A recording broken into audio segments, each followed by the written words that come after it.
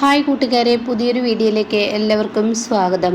അങ്ങനെ ഇന്ദ്രൻ ശശിയോട് സോറി പറയാൻ കേട്ടോ. ഇതേ സമയം അനുപമ പറയാണ്, ഇന്ദ്രേട്ട ഇങ്ങനെ ഓരോന്ന് ആലോചിച്ചിട്ടാണ്. എന്നാലും എൻ്റെ അമ്മ അത് നിങ്ങളുടെ അമ്മ വിജയത്തിന് വേണ്ടി മകനെ തള്ളിപ്പറഞ്ഞതാണ്, അല്ലാതൊന്നുമല്ല എന്ന് പറയുമ്പോൾ, എന്നാൽ അങ്ങനെ പറയാൻ കഴിയുമോ എന്നൊക്കെയാണ് കേട്ടോ അനുപമയോട് ചോദിക്കുന്നത്. ഇതേ സമയം രഘു ആണെങ്കിൽ കൊണ്ടുവന്ന സാധനങ്ങളൊക്കെ കൊടുത്തുവിടണം കേട്ടോ. അപ്പോൾ ഈ സമയം അമ്പിളിയും ഇങ്ങനെ ഉമ്മറത്ത് വന്ന് നിൽക്കുന്നുണ്ട്. അപ്പോൾ ഇതൊക്കെ കൊടുത്തു വിടുമ്പോൾ ഓട്ടോക്കാരൻ ചോദിക്കുകയാണ്, ഇതിലൊക്കെ ഭക്ഷണം ഉണ്ടല്ലോ എന്ന് ചോദിക്കുന്നുണ്ട്. ആ സമയം പറയണ, ഭക്ഷണം വേണ്ടി വന്നില്ല, ഇത് തൊട്ടിട്ടില്ല, ഇത് അവിടെ കൊണ്ടു കൊടുത്തോളൂ.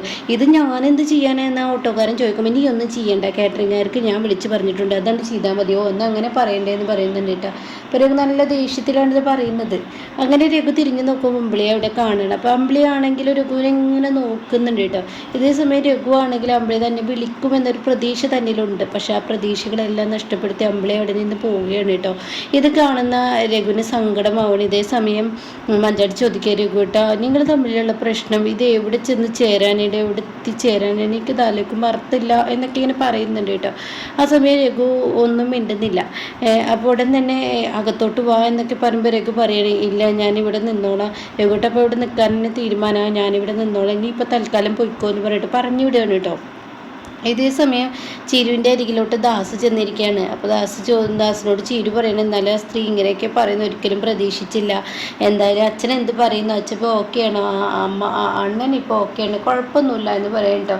എന്തായാലും രഘുവേട്ടനോ എന്ന് ചോദിക്കുന്നുണ്ട്. ആ സമയം രഘുവേട്ടൻ പുറത്തുണ്ട്. രഘുവേട്ടൻ ഇനി അങ്ങനെ തന്നെ നിൽക്കാനാണ് തീരുമാനം. എന്തായാലും അങ്ങനെ നിൽക്കട്ടെ. എന്തായാലും ഇനിയിപ്പോൾ ഇന്ദ്രേട്ടൻ്റെ കാര്യം നീ പേടിക്കണ്ട, ഞാൻ ഇന്ദ്രനെ ചെന്ന് കാണുന്നുണ്ട്, അവനെ ഞാൻ എന്തായാലും ശരിയാക്കിക്കോളാം. അതിലും വലുതാണല്ലോ ഇവിടുത്തെ കാര്യങ്ങൾ, ഓരോരോ പ്രശ്നങ്ങൾ. വിനയനെയും ഞാൻ കാണുന്നുണ്ട്, ഇന്ദ്രനെയും ഞാൻ കാണുന്നുണ്ട്. വിനയനെ ഇനി വീട്ടിലോട്ട് കയറ്റണോ വേണ്ടേ എന്നോ ഒന്ന് ആലോചിക്കേണ്ടിയിരിക്കുന്നു. കാരണം അവന് മനഃപൂർവ്വം ഒരു പ്രശ്നം ഉണ്ടാക്കാനാണ് സുശീലയെ കൊണ്ടുവന്നെങ്കിൽ അവനോട് ഞാൻ ഓരോ ചോദ്യം ചോദിക്കുമ്പോൾ അതിൽ അവൻ എന്താണ് ഉത്തരം എന്നോട് പറയുന്നതെങ്കിൽ അതിലെന്തെങ്കിലും ഒരു പന്തികേട് എനിക്ക് തോന്നിയത് പിന്നെ വിനയൻ ഈ വീട്ടിലോട്ട് ഇല്ലെന്ന് പറയാം കേട്ടോ. ആ സമയം ചീരു പറയട്, എന്നാൽ ശരി അങ്ങനെ ആയിക്കോട്ടെ. അപ്പോഴാണ് അമ്പിളി അങ്ങോട്ടേക്ക് കയറി വരുന്നു കേട്ടോ. അപ്പോൾ അമ്പിളിയോട് ചോദിക്കുകയാണ്, അമ്പിളി ഈ വീട്ടിൽ ഓരോരുത്തർക്കും ഓരോ പ്രശ്നമാണ്, ഇനി രഘുവുമായി ഇനിയും നീ മിണ്ടുന്നില്ല, രഘു ഉമ്മറപ്പടിയിൽ തന്നെ നിൽക്കുകയാണ്, രഘു അവിടേക്ക് കയറുന്നൊന്നുമില്ലല്ലോ എന്ന് പറയട്ടോ. ഈ സമയം അമ്പിളി പറയണേ, ഞാൻ ആരോടും കയറണ്ടെന്നൊന്നും പറഞ്ഞിട്ടില്ല, അദ്ദേഹത്തിൻ്റെ കൂടി വീടാണ്, അദ്ദേഹത്തിന് ഏത് സമയം ഏത് നിമിഷം ഈ വീട്ടിലോട്ട് കയറാമെന്ന് പറയട്ടോ. ആ സമയം ദാസ് പറയണേ, അതെന്താ നീ അങ്ങനെയൊന്നും പറയുന്നത്, എല്ലാം അറിഞ്ഞിട്ടും അറിയാത്തതുപോലെ. ചീര് കഷ്ടമുണ്ട് അമ്പിളി ചേച്ചിയുടെ കാര്യം എന്ന അർത്ഥത്തിൽ ചീര് നിൽക്കുമ്പോൾ ഇവിടെ തന്നെ മഞ്ചാടി പറയണേ, അമ്പിളി ചേച്ചി എന്താ ഇങ്ങനെയൊക്കെ എല്ലാം അറിഞ്ഞിട്ടും അറിയാത്തതുപോലത്തെ ഒരു സംസാരം. അമ്പിളി ചേച്ചി ഇങ്ങോട്ടേക്ക് കയറിക്കഴിഞ്ഞാൽ രഘു ഇങ്ങോട്ടേക്ക് കയറിക്കഴിഞ്ഞിട്ട് എന്താ. അപ്പോൾ ദാസ് പറയും, ശരിയാണ്, രഘു ഇങ്ങോട്ടേക്ക് കയറിക്കഴിഞ്ഞാൽ രഘുവിനെ സ്വീകരിക്കാനും രഘുവിൻ്റെ കാര്യങ്ങൾ ചെയ്തു കൊടുക്കാനും ഈ വീട്ടിലാരാ, അതില്ലല്ലോ. അപ്പോൾ രഘു അവിടെ തന്നെ നിൽക്കുകയാണ് മഞ്ചാടി, ഏറ്റവും നല്ല ഉത്തമം എന്ന് പറയട്ടോ. എന്നിട്ട് അമ്പിളി നീ എന്താ വിചാരിച്ചിരിക്കുന്നത്, നിങ്ങളുടെ പിണക്ക് തന്നെ നീട്ടിക്കൊണ്ടു പോകാനുള്ള ഉദ്ദേശമാണോ? എനിക്ക് ആരോടും പിണക്കമില്ല, പിന്നെ എന്താ നീ രഘുവിനെ വിളിക്കാത്തത്? ഞാനെന്തിനു വിളിക്കുന്നത്, അങ്ങേർക്ക് വേണമെങ്കിൽ അകത്തോട്ട് കയറാൻ തരാം. അമ്പിളി ഞാൻ എല്ലാം പറഞ്ഞിട്ട് നീ ഇങ്ങനെ സംസാരിക്കരുത്. അത് കേട്ട ഉടനെ അമ്പിളി പറയണം, എനിക്ക് ചില കാര്യങ്ങൾക്കും കൂടി ഒന്നും കൂടി രഘുവേട്ടൻ്റെ സ്വഭാവത്തിൽ മാറ്റം വരുത്താനുണ്ട്. രഘുവേട്ടൻ്റെ ഹാർട്ട് മിടിപ്പ് പോലും അറിയാൻ കഴിയുന്ന ഒരു വ്യക്തിയാണ് ഞാൻ. രഘുവേട്ടൻ എന്ത് ചെയ്താലും എനിക്കറിയാൻ കഴിയും, അതാണ് എനിക്ക് എൻ്റെ സ്വഭാവം. അതുകൊണ്ട് തന്നെ രഘുവേട്ടന് ഇനിയും ഒന്ന് രണ്ട് കാര്യങ്ങൾ ചെയ്യാനും മാറാനും ഒക്കെ ഉണ്ട്. അത് മാറിക്കഴിഞ്ഞാൽ ഓട്ടോമാറ്റിക് ഞങ്ങൾ തമ്മിലുള്ള പ്രശ്നം മാറും എന്നൊക്കെ പറയണം കേട്ടോ. അത് കേൾക്കുന്ന ദാസ് എന്ത് ചെയ്യാൻ, ഇവരോട് എന്ത് പറയുന്നത് എന്ന ഭാവത്തിൽ ദാസ് നിൽക്കുകയാണ്. ഇതേ സമയം രഘുവിനോട് മാഷി വന്നിട്ട് ചോദിക്കുകയാണ്, രഘു നീ ഇന്ന് പോകണോ, 2 ദിവസം ഇവിടെ നിൽക്കടാ, എൻ്റെ മനസ്സിന് വല്ലാത്തൊരു വിഷമം. അത് കേട്ട ഉടനെ തന്നെ, അമ്മാവ ഞാൻ എങ്ങനെ നിൽക്കാനാണ്, ഈ വീട്ടിൽ ഞാനെങ്ങനെ നിൽക്കും, എടതി നിൻ്റെയും കൂടി വീടല്ലേ എന്ന് പറയുന്നു, പക്ഷെ എൻ്റെ വീടല്ലല്ലോ. ഞാൻ നിനക്ക് ചെറുപ്പം മുതലേ നിൻ്റെ വീടാക്കിയിട്ടില്ലേ നിന്നെ ഞാൻ ഇവിടെ വളർത്തിയത്. അമ്മാവൻ എങ്ങനെ പറയുമെങ്കിലും മറ്റുള്ളവർ എന്നോട് അങ്ങനെ അല്ലെന്ന് പറഞ്ഞാൽ ഞാനത് സമ്മതിച്ച് കൊടുക്കുന്നില്ലെങ്കിലും എൻ്റെ വീടല്ല. അതുകൊണ്ട് തന്നെ അമ്മാവ എന്നോട് നിൽക്കണ്ട, അവളിപ്പോൾ കണ്ടിരിക്കേണ്ട നേരം എന്നോട് മിണ്ടുകയോ പിടിക്കുകയോ ചെയ്തിട്ടില്ല. ഞാനിവിടെ നിന്ന് കഴിഞ്ഞ് തീർച്ചയായും അടുത്ത പ്രശ്നം രഘുവേട്ടനിലെത്തും, അത് ഉറപ്പാണ്. അപ്പോൾ രഘുവേട്ടന് അമ്പിളിയുമായി ഒരു പ്രശ്നമുണ്ട്. അപ്പോൾ രഘു വീണ്ടും പ്രശ്നക്കാരനാണ്. അപ്പോൾ അമ്മാവന് അത് വളരെ സങ്കടമാവും.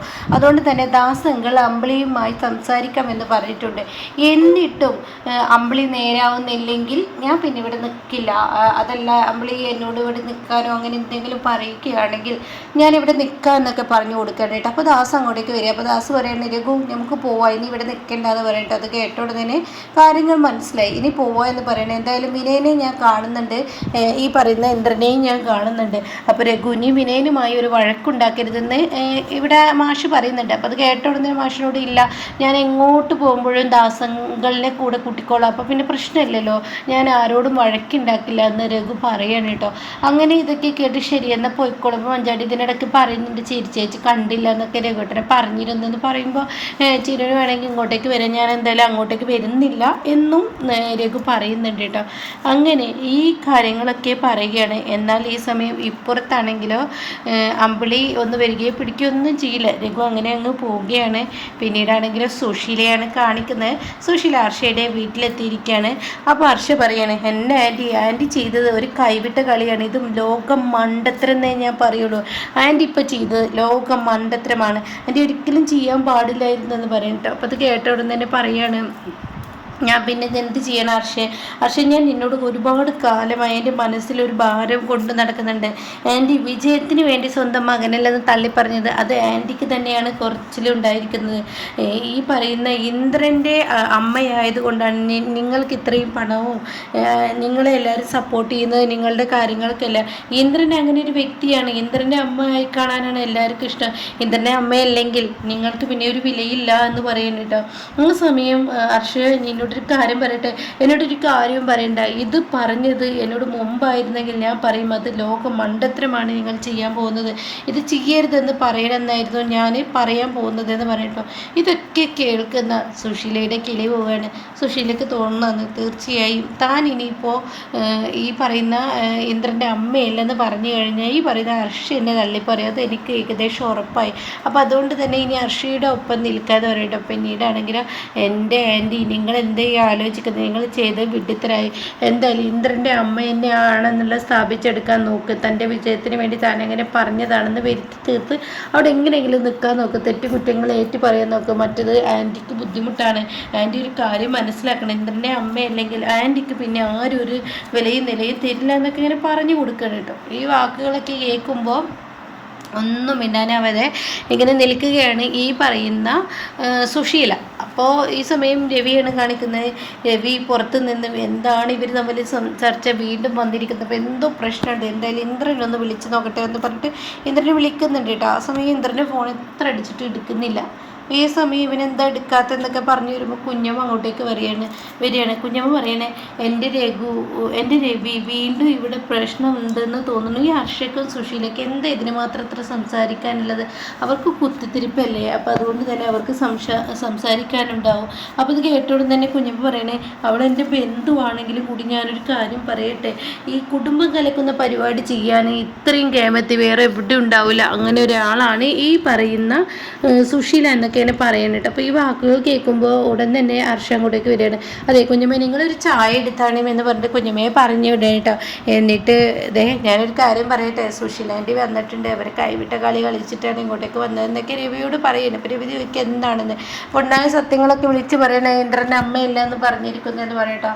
അപ്പോൾ ഉടൻ തന്നെ രവി പറയണേ, എന്ത് തന്നെ ആയാലും ഹർഷയെ അവരുടെ കൂട്ടുകെട്ടി നീ ഉപേക്ഷിക്കുകയാണ് നല്ലത്.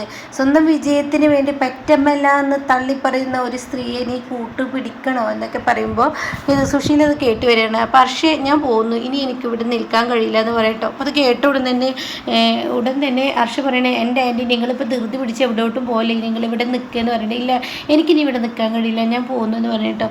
എൻ്റെ ആൻറ്റി ഇന്നിപ്പോൾ നിങ്ങൾ അങ്ങോട്ടേക്ക് പോകാൻ നിൽക്കണ്ട, ഇന്ദ്രൻ്റെ മനസ്സ് മാറിയതിന് ശേഷം ഇന്ദ്രൻ്റെ മുന്നിലോട്ട് വീട്ടിലോട്ട് ചെന്നാൽ മതി, അതായിരിക്കും നിങ്ങൾക്ക് നല്ലത്. അല്ല എങ്കിൽ എൻ്റെ ആൻറ്റിക്ക് പ്രശ്നം വരും, ആൻറ്റി അകത്തോട്ട് വരും എന്നൊക്കെ പറഞ്ഞിട്ട് വിളിച്ചു കൂട്ടി കൊണ്ടുപോവാണ് കേട്ടോ.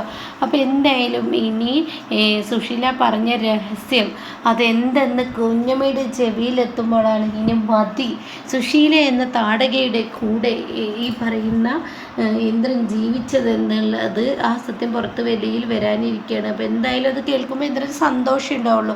ഇങ്ങനെയൊരു അമ്മയെ തനിക്കില്ലാതിരിക്കുന്നേ നല്ലത്. ഇതുവരെ പെറ്റമ്മ, എൻ്റെ അമ്മ ബുദ്ധിമുട്ടി പാത്രം കഴുകി അങ്ങനെയൊക്കെ ഞങ്ങളെ വളർത്തിയ അമ്മയൊടിച്ച് എന്നൊരു വാക്ക് പറയാൻ എൻ്റെ മനസ്സ് അനുവദിക്കുന്നില്ല. തെറ്റ് ചെയ്യുന്ന അമ്മയാണെങ്കിലും എനിക്കത് പറയാൻ വലിയ ബുദ്ധിമുട്ടുകൾ ഉണ്ടാകുന്ന. അപ്പം അതുകൊണ്ട് തന്നെ ഇനി ഇന്ദ്രൻ എന്തായാലും ഇതൊക്കെ അറിയുമ്പോൾ ഇന്ദ്രന് സന്തോഷമാണ് കേട്ടോ ഉണ്ടാവുക.